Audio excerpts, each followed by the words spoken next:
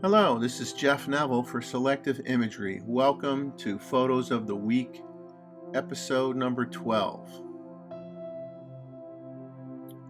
Well, we're going to start off with early morning flyby of a white ibis at Huntington Beach State Park in South Carolina.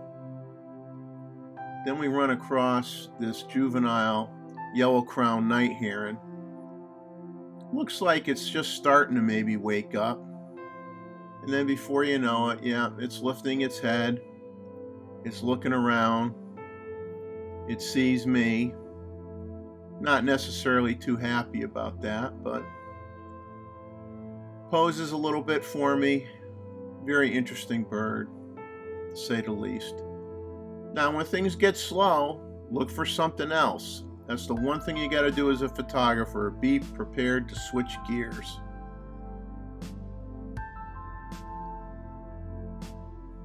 Look for that early morning shot, the light just being right. Maybe you'll get lucky, get a tern flying by that you can get. And I looked around in the trees and look at this, another yellow-crowned night heron. Then shortly thereafter, there was one that looked like it was maybe half asleep, right above this flower. Then it started to lift its head up, because I think it was looking at something that was below it. And what that something ended up being was this small alligator. So I'm sure he's perfectly safe, but very aware of what's going on around him. And yeah, I know, a cardinal shot.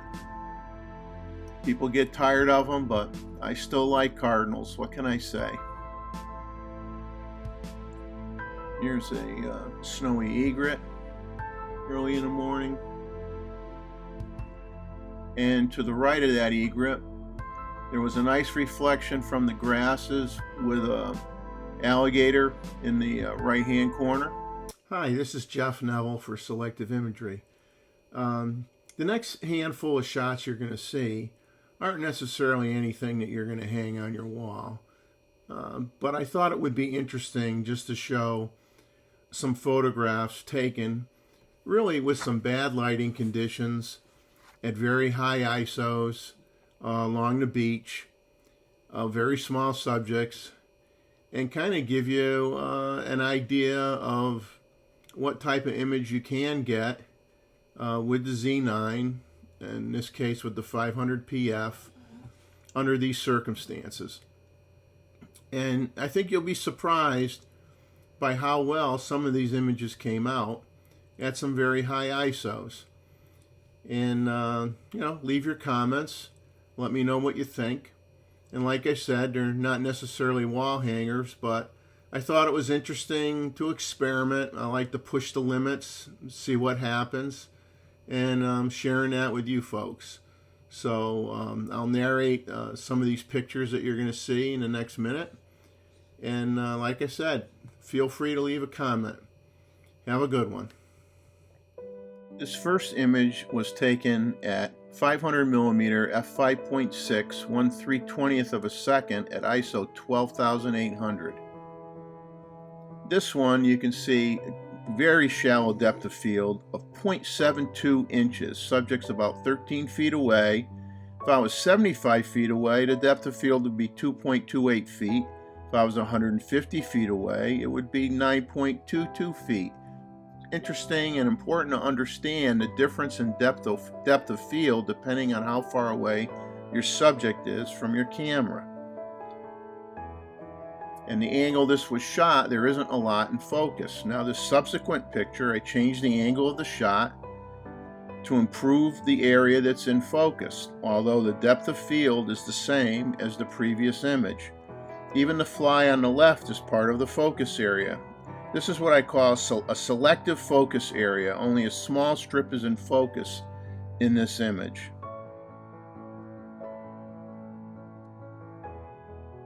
Something that you really want to try out. It's really worth experimenting with. It's great if you had like a large field of flowers and you can make the foreground and the background blurry and just have the middle in focus. Here's another example of the selective focus. This is at ISO 9000. And here I got this shot and I just wanted to convert it to a black and white. I thought it was interesting, but here's how it would look in color. And it actually looked like, you know, one of those sepia images that you could make. Now here I spent a lot of time trying to get an interesting moment when the water starts to engulf the ghost crab. This was at 1/80th of a second, f5.6 at ISO 90. But I had fun following these crabs around and seeing what the waves were doing to them.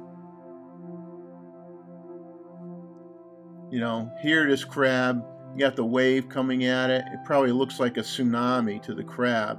And next thing you know, bam! That's it. It's covered up by a wave with all the debris flying in the air all around it. Now, his last few shots are of some willets along the shore.